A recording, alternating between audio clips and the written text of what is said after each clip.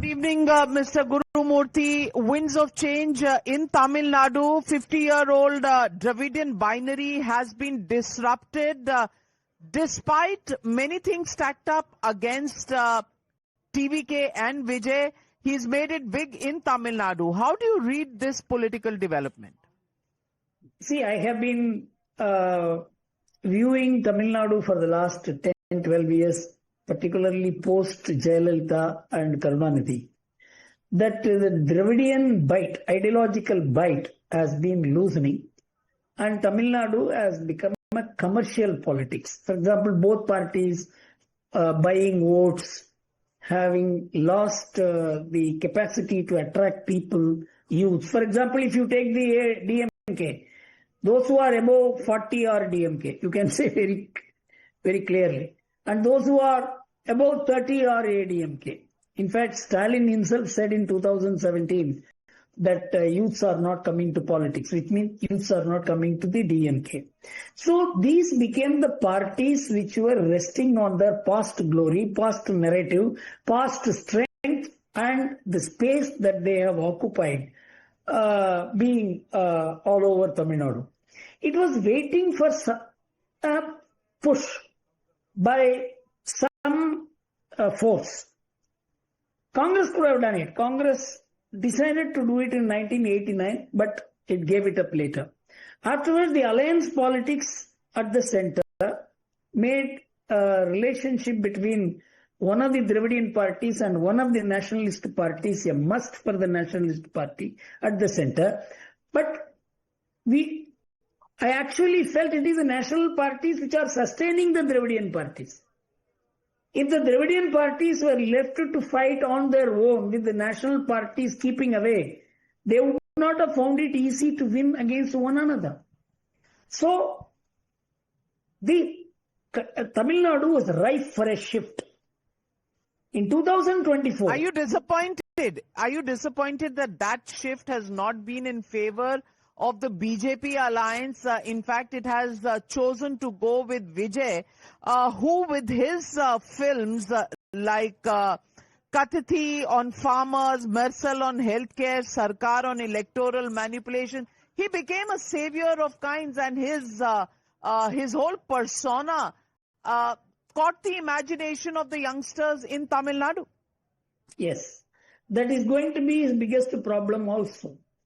Because he has gathered a crowd. Even his MLAs are a crowd in my view. I don't know how many people he knows personally. There is no structure. It's a crowd.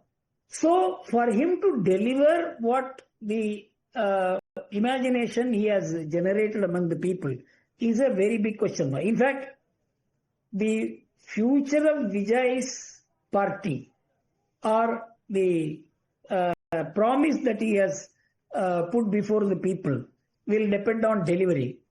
And it is unlike M.G. Ramachandran, who brought a lot of talent from the DMK, experienced politicians, experienced MPs, MLAs. So that is not Vijay's case. So Vijay is facing a huge problem. Vijay has been... Why don't you see that as an advantage, Gurumurthy ji? If I were to argue with it, that people, the Aam Aadmi as we call them, or youngsters as we call them, they do not identify to the quintessential politician. They need a breath of fresh air, a new political thinking, and that's why Vijay has got the success that he has. Only Vijay. Out of 110 members who he has got, 90 are imported from other parties. The same corrupt, the same people with the past. He has not generated new leadership, maybe about 10, 15 people. He has brought in people who carry a past burden. So I am not saying that he will not deliver. I am saying it's a big challenge for him. Anyway, if you were to Bengal, a large part of the BJP is actually imported from the Trinamool Congress. A large part of Aam Aadmi Party has just been imported into the BJP. So that can apply to any political party. That is true, provided the leadership has the capacity to deliver. If the leadership is experienced, if there is cadre, if there is a overarching philosophy, you can import people if you can digest them. If you import people, who will digest you? Okay, well, we'll have to wait and watch how he handles that. But did you expect Gurumurthy ji, M.K. Stalin, Chief Minister, to actually lose his own seat? You see, I expected the DMK to lose because I was seeing a huge undercurrent, anti-establishment, anti-incumbency undercurrent. I thought the benefit will come to the ADMK and BJP because they are likely to be the winners. But that is where I think ADMK leadership, lackluster leadership, it didn't have a proper narrative and it dissipated the energies of ADMK, psychologically made itself unfit to be the beneficiary of this anti-establishment situation.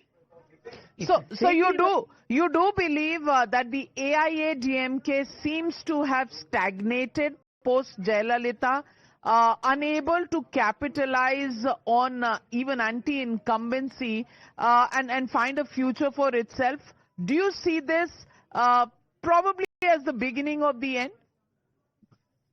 You see, actually, both the Dravidian parties are declining. I told you they are living in their past. But the push that Vijay has given has exposed their limitations today. And I think both are declining. And they are mutually dependent. For example, the DMK and the ADMK lend strength to each other. To defeat the DMK, you need ADMK. And so one of the nationalist parties join to get some benefit out of it. All this is being smashed today. So the field is now open. In my view, it will polarize like this. Regionalism versus nationalist parties. This has been waiting for long. And I hope the BJP takes the lead here.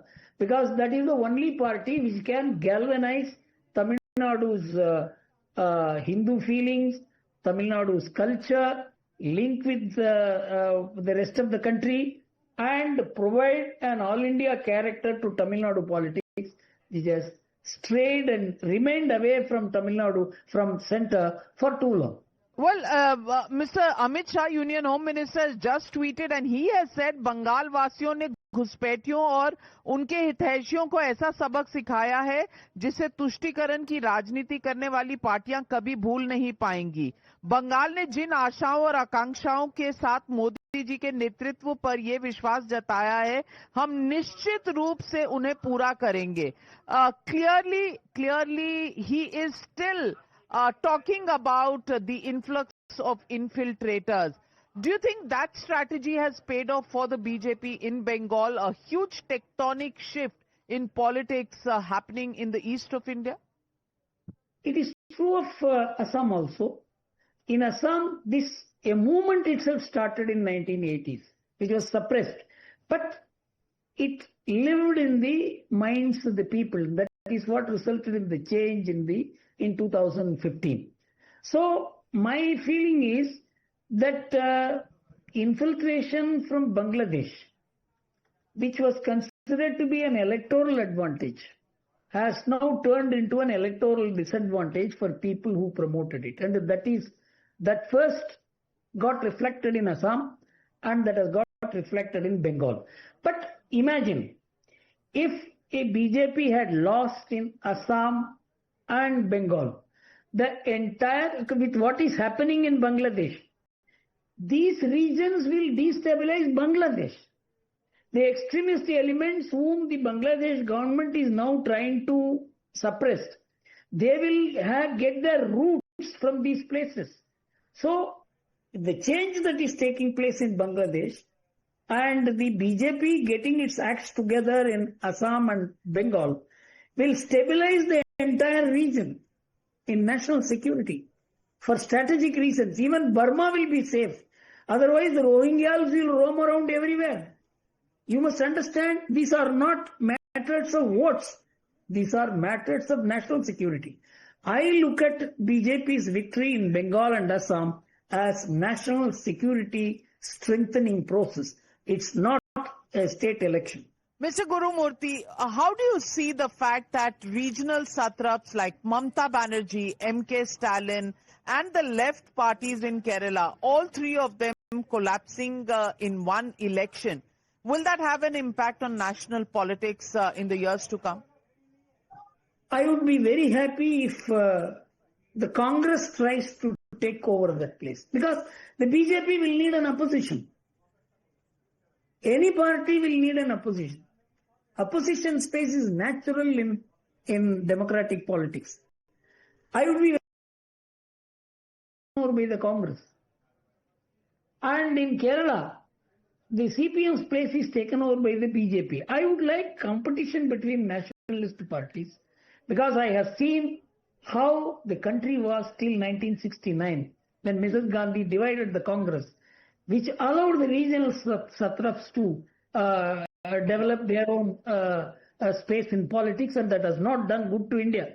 And all the destabilization which we saw in 1990s, and how many governments came and went in 11 months and 12 months, it had done great harm to the country. So two nationalist parties, Congress and the BJP, largely. Of course, there will be regional players, I'm not saying no. But the Congress must get its acts together in Bengal. BJP must get its acts together in Tamil Nadu and Kerala.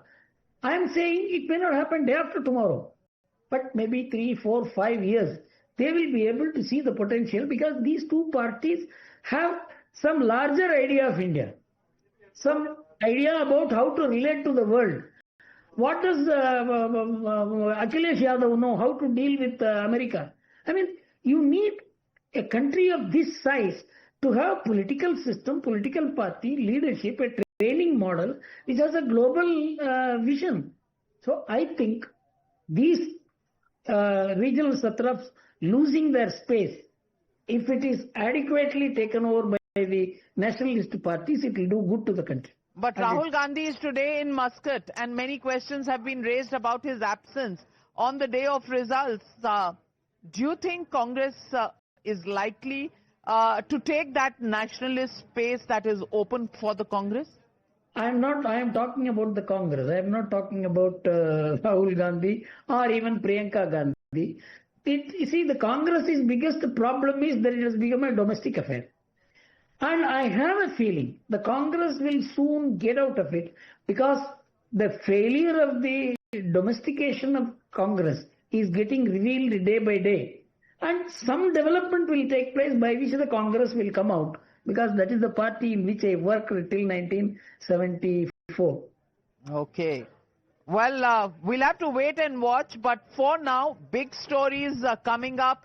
Vijay, literally turning around politics in Tamil Nadu, West Bengal swept by the BJP. It's all happening right here, and the biggest ever mandate for the BJP NDA in Assam. It's all happening right here. Back to you in the studios. Thank you very much, Mr. Gurumurthy, for joining me on Times Now.